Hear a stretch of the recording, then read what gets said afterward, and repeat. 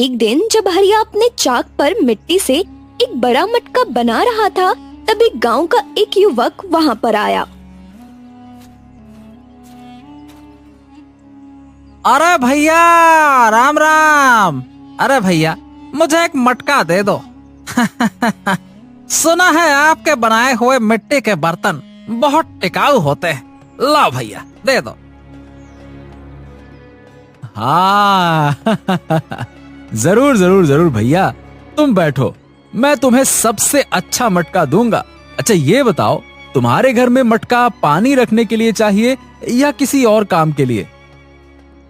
अरे भैया, मटका तो पानी रखने के लिए ही चाहिए। अरे गर्मी के मौसम में ठंडे पानी पीने का आहा मजा ही कुछ और है। दिखाओ भैया, बढ़िया वाला मटका दिखाओ। हरिया फिर अपनी झोपड़ी के अंदर जाकर एक बड़ा और मजबूत मटका लेकर आता है। ये लो भैया, ये मटका बहुत बढ़िया है। इसे बनाने में मैंने सबसे अच्छी मिट्टी का इस्तेमाल किया है। अगर इसे ठीक से संभालोगे तो ये कई सालों तक चलेगा। हाँ, बहुत बढ़िया भैया, बहुत बढ़िया। सचमुच आपके बनाए हुए बर्तनों का कोई जवाब नहीं है। अच्छा, अब ये बताओ कितने पैसे दूं इसके? भैया, 20 रुपया हुआ है आपका। 20 रुपया? हाँ, ये तो बहुत सस्ता है भैया। इतना अच्छा मटका इतने कम पैसे में, ये कैसे? अरे भैया, ये मेरा काम है। मैं जो बनाता हूँ वो दिल से बनाता हूँ। पैसे तो सिर्फ काम का हिस्सा है। हाँ, क्या बात है, क्या बात है, क्या बात। आप सचमुच बहुत अच्छे इंसान हैं भैया। मैं हमेशा आपके पास ही आऊंगा। चलिए, राम राम। फिर वो व्यक्ति पैसे देकर वहां से चला जाता है। एक दिन अचानक से राजा को हरिया के बारे में पता चला। राजा ने सैनिकों की मदद से हरिया को महल बुलाया। हरिया, तुम्हारे बारे में बहुत सुना है। गांव में तुम्हारे बनाए बर्तनों की बहुत तारीफ हो रही है। मुझे ये जानकर बहुत खुशी हुई कि तुम इतने कुशल कुम्हार हो। धन्यवाद महाराज। मैं तो बस अपनी मेहनत और कला के जरिए लोगों की मदद करने की कोशिश करता हूँ, और बस भगवान की कृपा है। ठीक है, ठीक है। तो मैं चाहता हूं कि तुम मेरे लिए एक ऐसा कलश बनाओ जो राजमहल की शोभा बढ़ाए। ये कलश न केवल सुंदर हो बल्कि वो सबसे अनोखा भी हो। हाँ जी महाराज, जी जी। ये तो मेरे लिए बहुत बड़े सम्मान की बात है कि आपने मुझ पर इतना विश्वास किया। मैं पूरे मेहनत से काम करूंगा ताकि मैं आपकी अपेक्षाओं पर खरा उतर सकूं। धन्यवाद महाराज, धन्यवाद। ठीक है, ठीक है, ठीक है। मैं तुम्हें 1 सप्ताह का समय देता हूं। बढ़िया काम करके दिखाओ। ठीक है महाराज, ठीक है, ठीक है। मैं 1 सप्ताह के भीतर आपकी अपेक्षाओं पर खरा उतरने की पूरी कोशिश करूंगा। धन्यवाद महाराज, धन्यवाद। धन्यवाद। फिर हरिया खुश होकर अपने घर की ओर निकल पड़ा। हरिया महल से लौटने के बाद फिर से अपने काम में लग गया। उसने दिन रात मेहनत की और एक ऐसा कलश बनाया। महाराज, महाराज, महाराज, महाराज, ये देखिए महाराज, हरिया ने हमारे साथ धोखा किया है। अरे महाराज, ये कलश हरिया की बनाई हुई है जो एक दिन में ही टूट गई। इससे साबित होता है महाराज कि उसकी कला इतनी अच्छी नहीं थी जैसा कि आपने सोचा था। मंत्री जी, ये तो बहुत गंभीर बात है। हरिया ने अपनी कला से हमारा दिल जीता था। अगर उसने सच में धोखा दिया है तो ये सहन नहीं किया जाएगा। लेकिन हमें जल्दबाजी में कोई निर्णय नहीं लेना चाहिए। पहले मामले को गहराई से समझना चाहिए। अरे महाराज, मैं हूं ना, मैं समझाता हूं आपको। परंतु ये टूटे हुए कलश को देखकर आप देखिए, साफ साफ पता चलता है कि उसकी कला में ही कोई खोट है, नहीं तो एक दिन में कैसे टूट सकता है? खुद ही सोचिए, इतना पक्का कलश होता तो क्यों टूटता? ठीक है मंत्री जी, ठीक है, लेकिन हो सकता है कि ये किसी दुर्घटना का परिणाम हो। हमें हरिया को एक और मौका देना चाहिए ताकि वो अपनी बात रख सके। हरिया को तुरंत दरबार में बुलवाया जाए। महाराज आदेश देते हैं कि हरिया को तुरंत महल बुलाया जाए।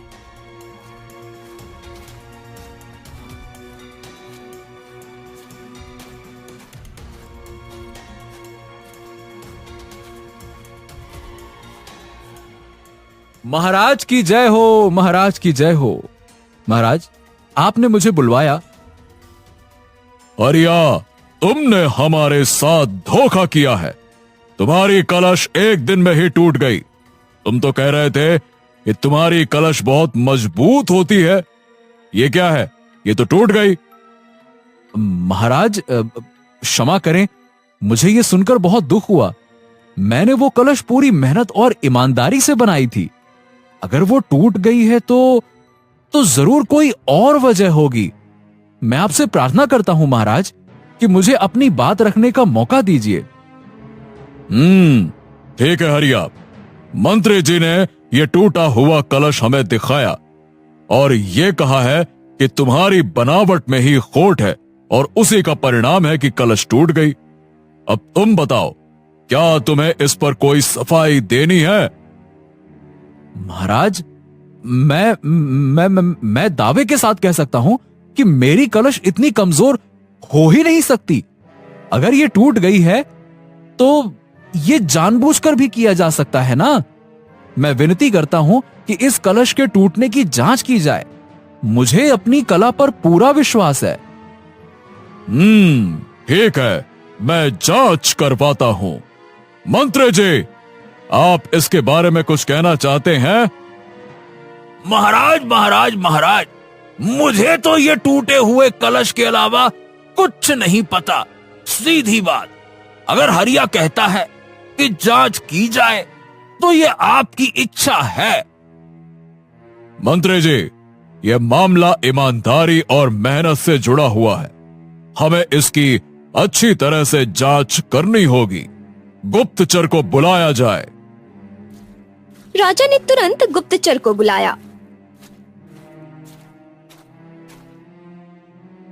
गुप्तचर, इस टूटे हुए कलश की जांच करो और सच्चाई का पता लगाओ। यदि यह हरिया की गलती है तो उसे सजा दी जाएगी, लेकिन अगर यह किसी षड्यंत्र का हिस्सा है तो दोषियों का पता लगाओ, दोषियों को दंड दिया जाएगा। जैसा आपका आदेश महाराज, मैं तुरंत जांच शुरू करता हूं। गुप्तचर ने कलश के टुकड़ों का निरीक्षण किया। उसने पाया कि टुकड़ों पर कुछ रासायनिक निशान थे जो सामान्य मिट्टी के बर्तन पर नहीं होते। हरिया, क्या तुमने अपने कलश में कोई रसायन मिलाया था? नहीं, मैं हमेशा शुद्ध मिट्टी का इस्तेमाल करता हूं साहब। महाराज, ये कलश जो है ये जानबूझकर तोड़ा गया है। इसमें एक विशेष रसायन डाला गया जिससे कि ये कमजोर हो गया। ये हरिया की गलती नहीं हो सकती है। तो गुप्तचर, तुम ये बता सकते हो कि ये सब किसने किया? महाराज, मैं एक बार राज्य के सभी कमरे की तलाशी लेना चाहता हूं। शायद वहीं से हमें कुछ सुराग मिल जाए। ठीक है गुप्तचर, तुम्हें मेरी अनुमति है। हर कमरे की तलाशी लो और इस षड्यंत्र की जड़ तक पहुंचो। बस तुम जल्दी से दोषी को मेरे सामने लेकर आओ। जैसा आपका आदेश महाराज, मैं तुरंत सभी कमरों की तलाशी करता हूं। गुप्तचर ने महल के हर कमरे की बारीकी से तलाश शुरू की। तभी उन्हें मंत्री के कक्ष में एक छोटी शीशी मिली जिसमें वही रसायन था जो टूटे हुए कलश पर पाया गया था। महाराज महाराज ये देखिए, ये रसायन मंत्री जी के कक्ष से मिला है। ये वही रसायन है जिसे कलश कमजोर करने के लिए इस्तेमाल किया जाता है। मैंने इसकी पुष्टि के लिए इसे टूटे हुए कलश के निशान से मिलाया है। दोनों एक ही है महाराज, ये देखिए। मंत्री जी, ये क्या है? क्या ये सब तुमने किया है? महाराज महाराज महाराज, ये सरासर झूठ है। अरे मुझे नहीं पता कि ये रसायन की शीशी मेरे कमरे में कैसे आई।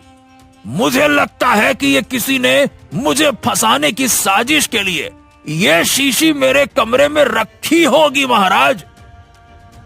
महाराज, मैंने मंत्री जी के सेवक हरि से भी पूछताछ की। उसने कबूल किया कि मंत्री जी के कहने पर उसने ये रसायन बाजार से खरीदा और कलश पर लगवाया।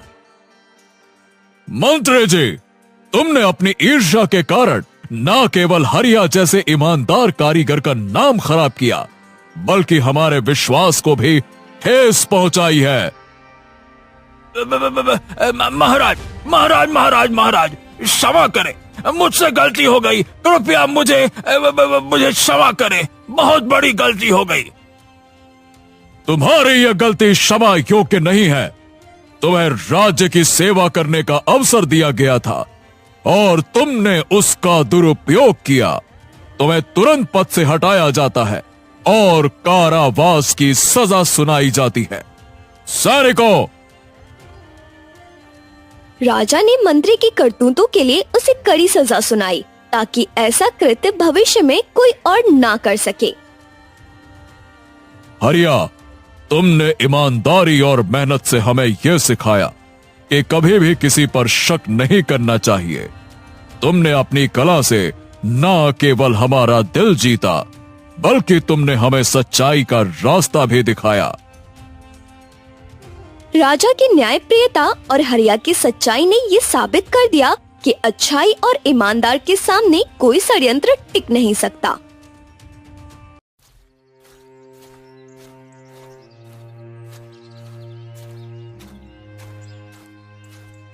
अरे सैनिकों, देख क्या रहे हो? जल्दी से सारा का सारा अनाज उठा लो और जल्दी से इसे उठाकर महल में भिजवा दो। चलो चलो, जल्दी करो, जल्दी।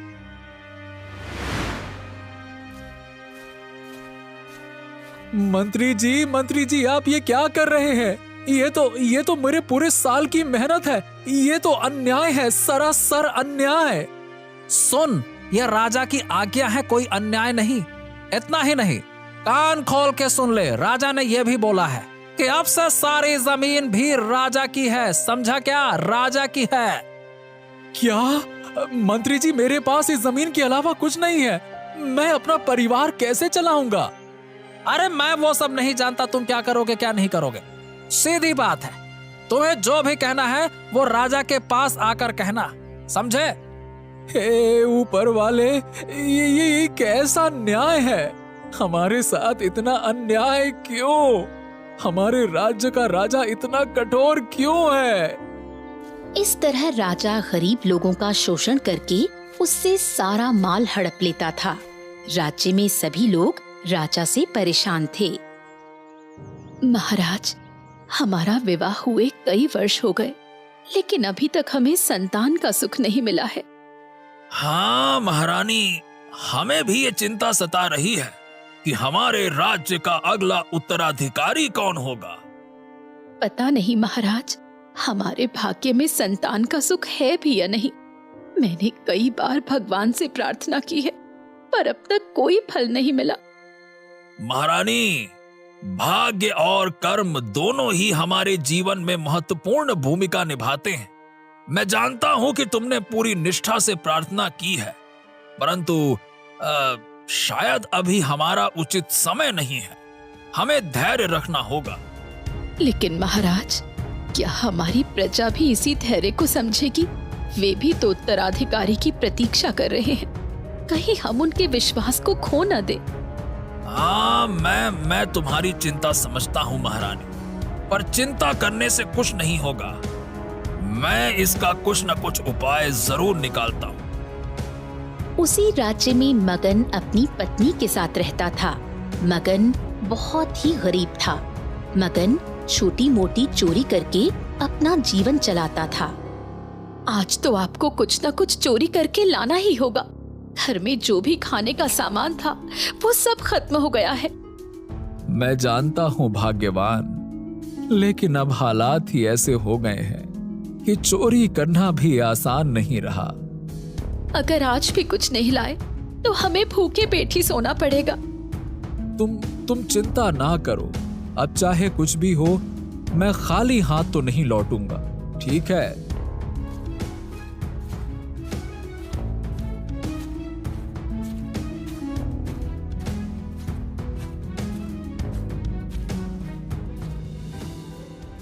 महाराज, आप इतने चिंतित क्यों हैं?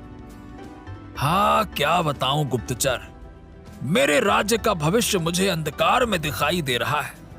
महारानी और मैं वर्षों से संतान के सुख की प्रतीक्षा कर रहे हैं, पर अब तक हमें कोई संतान नहीं मिली। मुझे चिंता है कि मेरे बाद इस राज्य का उत्तराधिकारी कौन होगा।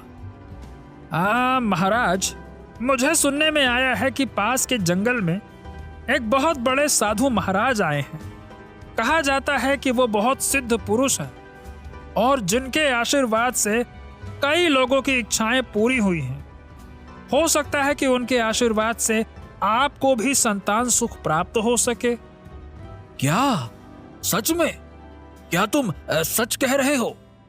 ऐसे महापुरुष हमारे राज्य में हैं और मुझे अब तक कोई खबर नहीं मिली। ये क्या? जी क्षमा करें महाराज, वो कुछ दिनों पहले ही यहाँ आए हैं। उनके चमत्कारों के बारे में दूर दूर तक चर्चाएं हो रही हैं। वो एक बहुत पहुंचे हुए और सिद्ध पुरुष हैं महाराज। अगर ये बात सच है तो ये हमारे लिए आखिरी उम्मीद हो सकती है।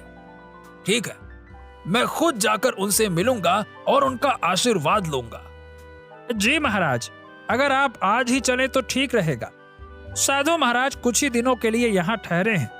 अगर वो यहाँ से चले गए तो शायद बाद में उनको ढूंढना मुश्किल हो जाएगा।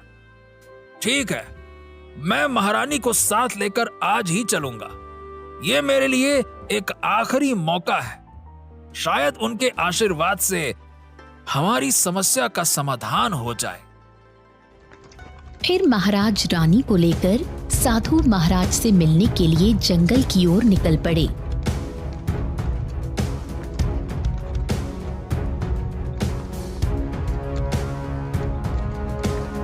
कुछ देर बाद उन्हें वो साधु महाराज मिल जाते हैं। प्रणाम गुरुदेव, हम आपके दर्शन के लिए आए हैं। कृपया हमें आशीर्वाद दीजिए। कहो राजन, यहाँ क्यों आना हुआ? गुरुदेव, हम बहुत समय से संतान सुख की प्रतीक्षा कर रहे हैं, परंतु अब तक हमें कोई संतान प्राप्त नहीं हुई है। इस कारण हमारा मन व्यथित रहता है और राज्य का भविष्य भी अनिश्चित है।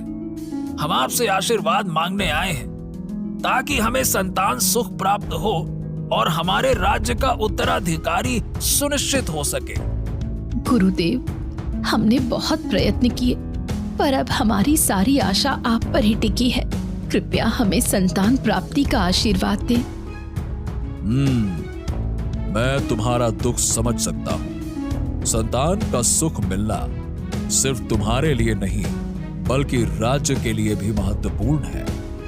लेकिन याद रखो, संतान का होना केवल भाग्य का नहीं, कर्म का भी परिणाम है। गुरुदेव, आपके आशीर्वाद से ही हमारी चिंता दूर हो सकती है। ठीक है। आने वाली वैशाख की पूर्णिमा को तुम्हारी ये आशा पूर्ण हो जाएगी। गुरुदेव, आपका बहुत बहुत बहुत धन्यवाद। फिर राजा और रानी अपने महल की ओर रवाना हो जाते हैं।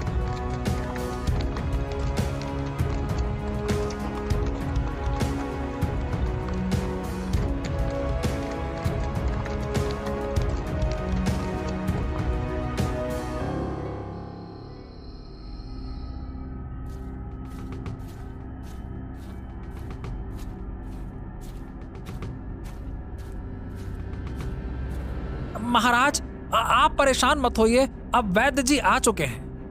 मंत्री, हमने इस दिन के लिए कितने सालों से इंतजार किया है।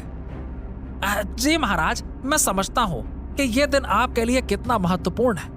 तभी वैद्य जी कमरे से बाहर आते हैं।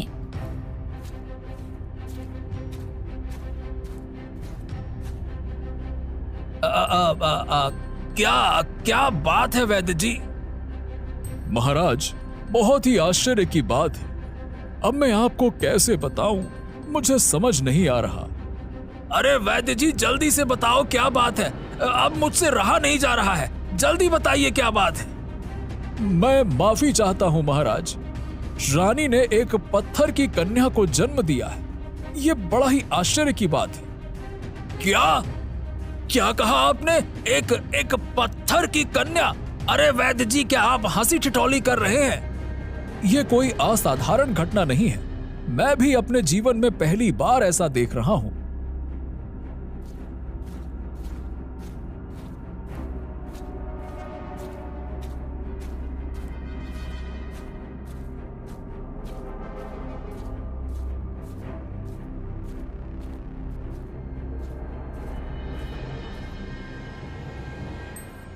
ये क्या? किंतु वैद्य जी, ये संभव कैसे है? वो तो मेरी भी समझ से बाहर है महाराज। ये सब ऊपर वाले की लीला है। मैं और आप इसमें क्या ही कर सकते हैं। जैसे ही रात होती है, मदन चोरी करने के लिए राजमहल में आता है। हाँ, ये गुड़िया बड़ी कीमती होगी, वरना रानी अपने साथ थोड़ी ना रखती। हाँ, चलो चलो, ये ले चलता हूं।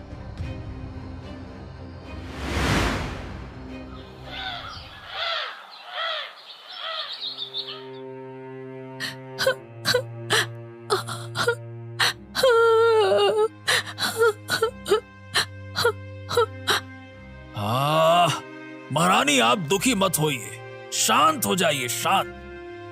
सुनिए महाराज, आप हर घर में सैनिक भेजिए हमारी गुड़िया को ढूंढने के लिए। मेरी गुड़िया कहाँ होगी? महारानी, कृपया आप शांत हो जाइए। हम आपकी गुड़िया को हर हाल में ढूंढेंगे, आप बस धैर्य रखिए। महाराज, मेरी गुड़िया बहुत खास है। वो एक पत्थर की कन्या है, लेकिन मेरे लिए वो मेरी संतान है। मुझे उसकी चिंता हो रही है। तभी वहां पर मंत्री आता है। महाराज महाराज महाराज, प्रजा विद्रोह कर रही है। वो कह रही है कि इस बार कर कोई नहीं दे पाएगा। इस बार बारिश होने के कारण सारी फसल नष्ट हो गई है। ओहो, तो इसमें मैं क्या करूं? सीधी बात है, मुझे किसी भी हाल में कर चाहिए, मतलब चाहिए। और महाराज, वो पर वर मैं कुछ नहीं सुनना चाहता। मंत्री जी, साफ कान खोल के मेरी बात सुनिए। मुझे कर चाहिए हर हाल में।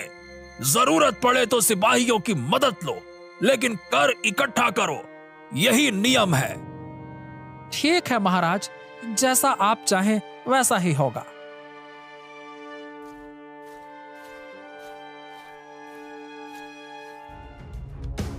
अरे ये क्या?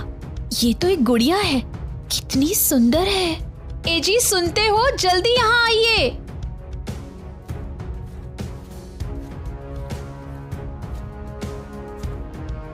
क्या हुआ भाग्यवान, क्या हुआ? अरे, ये बच्ची कहां से आई? वही तो सोच रही हूँ मैं। आप इस बच्ची को चुरा कर लाए हैं? क्या? मैं बच्ची क्यों चुराऊंगा? अरे तुम्हारा दिमाग खराब हो गया है क्या? अरे हम दोनों अपना पेट भर नहीं पा रहे हैं, बच्ची को क्यों लाऊंगा? अच्छा, तो आप चोरी में क्या क्या सामान लाए थे? अरे मैं तो सिर्फ एक मोती का हार और पत्थर की गुड़िया लाया था, बस। इसका मतलब वो पत्थर की गुड़िया ही बच्ची बन गई। महाराज, हमें उस साधु महाराज के पास जाना चाहिए। वो जरूर हमारी मदद करेंगे। हाँ महारानी, तुम्हारी बात बिल्कुल सही है। राजा और महारानी फिर से साधु महाराज से मिलने के लिए जंगल की ओर निकल पड़े।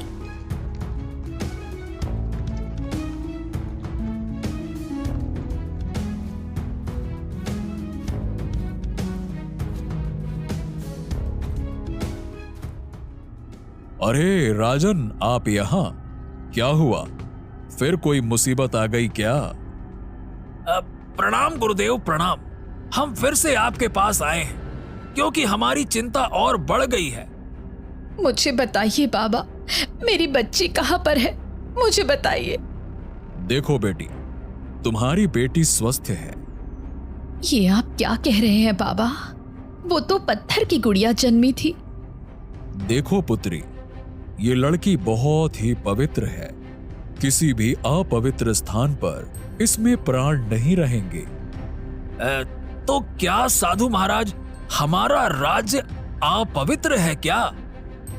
देखो राजन, तुम्हारे राज्य में बहुत सारे लोगों की बद्दुआ फैली हुई है, इसीलिए वो स्थान उसके लायक बिल्कुल नहीं है। बल्कि उस चोर के घर में। क्या? उस चोर के घर में क्या महाराज? बताइए। तुम्हारी बेटी चोर मगन के घर में जाकर उसको प्राण मिले हैं। क्या? पर साधु महाराज, ये चोर कैसे पवित्र हो सकता है? वो तो चोर है। उसे एक वक्त का खाना भी नहीं मिल रहा, इसीलिए वो चोरी करता है। पर वो दिल का बहुत साफ है। वो सभी गरीब लोगों की मदद करता है। तो गुरुदेव, अब मैं क्या करूं? जब तक तुम्हारा महल पवित्र नहीं हो जाता, तब तक राजकुमारी को महल में मत लाना, वरना वो पत्थर की गुड़िया बन जाएगी। याद रखना। तो गुरुदेव, आप ही बताइए कि मैं कैसे अपने महल को पवित्र करूं? राजन, पवित्रता बाहरी वस्तुओं और धन दौलत से नहीं आती। तुम्हारे महल की दीवारें सोने की हो, परंतु जब तक तुम्हारे राज्य में अन्याय, दुख और असंतोष फैला रहेगा, तब तक वो अपवित्र ही रहेगा। तो गुरुदेव, मुझे क्या करना चाहिए? राजन, अपने प्रजा का ध्यान रखो। जिनके पास भोजन नहीं है, उन्हें भोजन दो। जिनके पास घर नहीं है, उन्हें आश्रय दो। और सबसे महत्वपूर्ण, अन्याय और शोषण को समाप्त करो।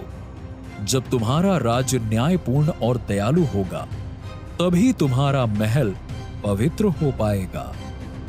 आपका बहुत बहुत धन्यवाद। अब से मैं कभी प्रजा के साथ अन्याय और शोषण नहीं करूंगा। धन्यवाद।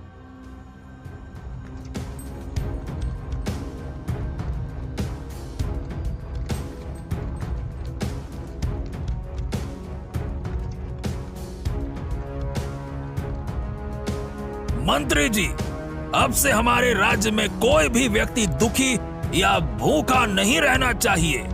जिनके पास खाने के लिए अनाज नहीं है, उन्हें हमारे महल से अनाज दिया जाए। ठीक है, आज से ये लागू किया जाए। क्या? जी महाराज, मैं तुरंत इसकी व्यवस्था करता हूं।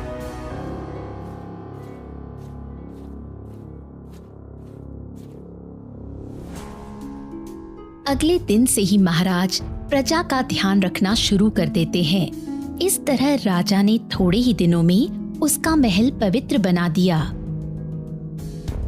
हाँ महारानी, मुझे लगता है कि अब हमारा महल पवित्र हो चुका है। हाँ महाराज, अब हमें हमारी पुत्री को हमारे महल में लाना चाहिए। हाँ रानी, तुम्हारी बात बिल्कुल सही है। फिर राजा और रानी मगन के घर की ओर निकल पड़ते हैं।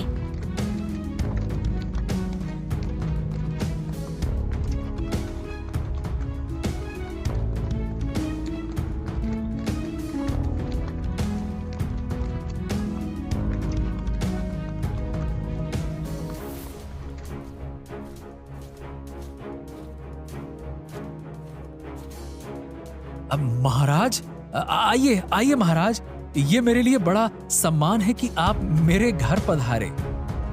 मगन, अब हमारी बेटी को वापस अपने महल ले जाने के लिए हम आए हैं। अब हमारा महल पवित्र हो चुका है और हमारी प्रजा खुशहाल है। महाराज, ये सुनकर तो मुझे अत्यंत खुशी हो रही है। आपकी कृपा से आपकी प्रजा अब सुखी और संतुष्ट है। और ये मेरे लिए भी गर्व की बात है कि आपकी बेटी मेरे घर में सुरक्षित रही। फिर राजा राजकुमारी को लेकर महल चले जाते हैं।